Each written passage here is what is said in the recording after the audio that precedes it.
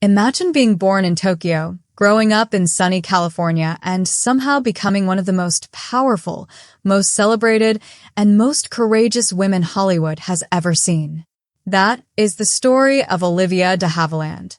Born on July 1st, 1916, Olivia didn't just become a movie star. She became a legend.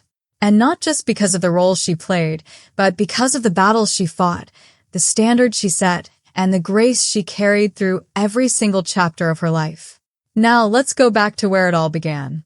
She made her screen debut at just 19 years old, and almost immediately, audiences fell in love with her. She had this rare quality, warmth, intelligence, and quiet strength all at once.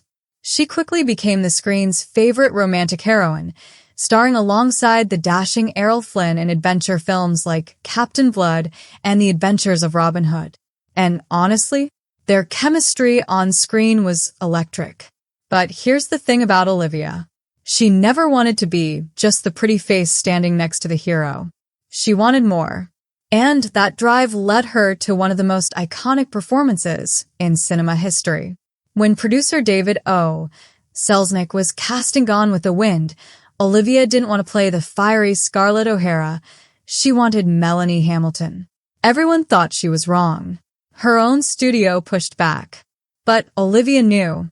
She understood Melanie's quiet dignity, her inner strength, her gentle soul.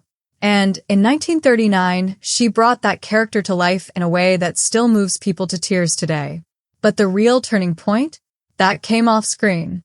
In 1945, de Havilland won a precedent-setting legal case against Warner Brothers, which released her from an unfair studio contract that kept actors trapped, almost like indentured servants. She took on the most powerful studio system in the world, and she won. That landmark case changed the landscape of Hollywood contracts forever, giving actors the freedom to choose their own roles, their own paths, their own stories. Every actor working in Hollywood today, whether they know it or not, owes something to Olivia de Havilland. And after all of that, she didn't slow down. She went on to win 2 Academy Awards, for To Each His Own in 1946 and The Heiress in 1949. Both performances stunning. Both completely different. That was her gift. She could disappear into a role and make you forget you were watching acting at all. She eventually retired to a quiet life in Paris, France, where she lived peacefully for many decades.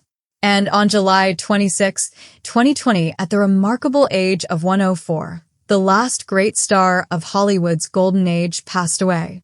Her passing truly marked the end of an era. But her legacy? That doesn't end. It lives in every film she made, every right she fought for, and every person she inspired to stand up, even when the whole world tells you to sit down. That is Olivia de Havilland.